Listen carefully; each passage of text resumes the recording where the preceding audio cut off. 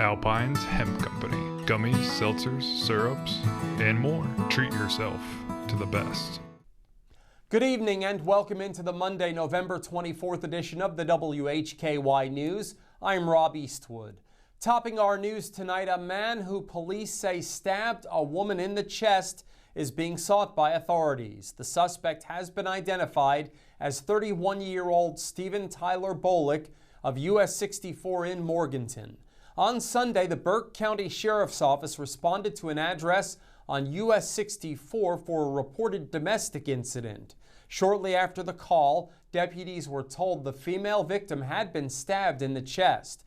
When deputies arrived, witnesses said the suspect, identified as Bolick, had fled the scene on foot.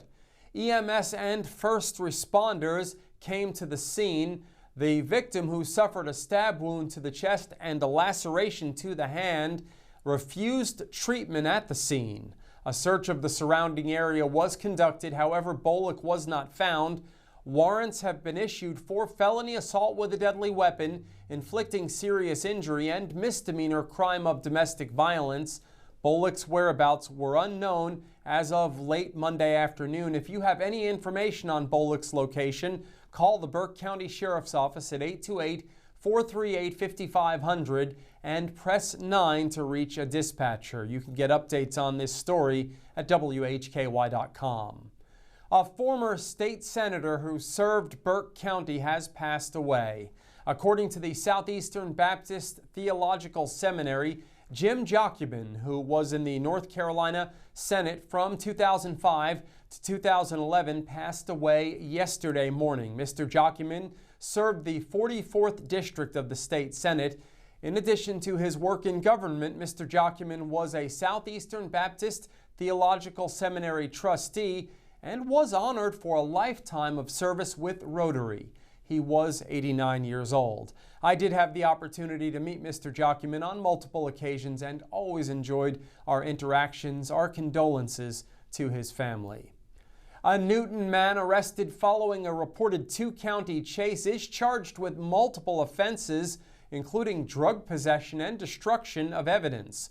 25-year-old Jose Luis Ramirez Barreto of Newton was arrested Saturday by Alexander County Sheriff's officers.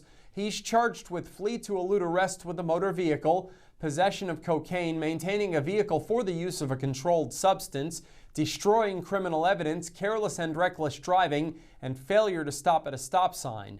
At approximately 10:50 p.m. Saturday, Alexander County Sheriff's deputies attempted to conduct a traffic stop on a Toyota Camry traveling at a high rate of speed on Highway 127 South near Devil's Track Road. The driver failed to stop, initiating a chase. That pursuit continued through rural areas of Alexander County and into Caldwell County. During the pursuit, deputies observed the driver throwing a white powdery substance from the vehicle's driver's side window. The incident came to an end in the parking lot of Walgreens on Highway 321 after the suspect vehicle drove over deployed stop sticks. Ramirez Barreto was placed in the Alexander County Detention Center under no bond.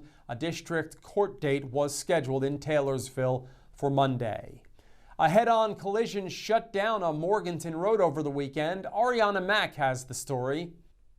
That's correct, Rob. A head-on collision shut down a Morganton road Friday, November 21st at approximately 8:40 p.m. Members of the Morganton Department of Public Safety responded to the 1000 block of Berkmont Avenue to investigate a motor vehicle collision with reported injuries. Upon arrival, officers found two vehicles that had collided head-on in the intersection. Each vehicle was occupied by a single driver, both of whom were transported to a local healthcare facility with minor injuries. Weather conditions and speed are believed to have been contributing factors in the crash. One of the drivers, a Morganton man, was cited for a safe movement violation and traveling 55 miles per hour in a 35 mile per hour zone. Berkmont Avenue was closed for approximately 1 hour during the investigation. I'm Ariana Mack reporting for WHKY. Thanks, Ariana. Glad there were no serious injuries in that crash.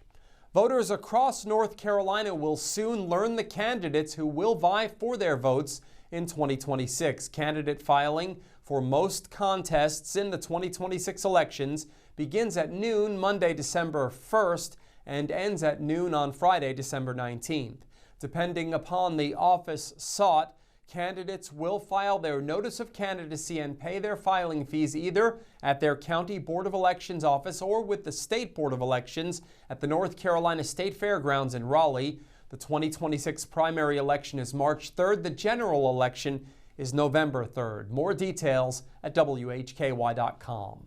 In today's crime report, Ariana Mack reports on a pair of arrests in Hickory Metro cases. Plus, we'll have more weekend news.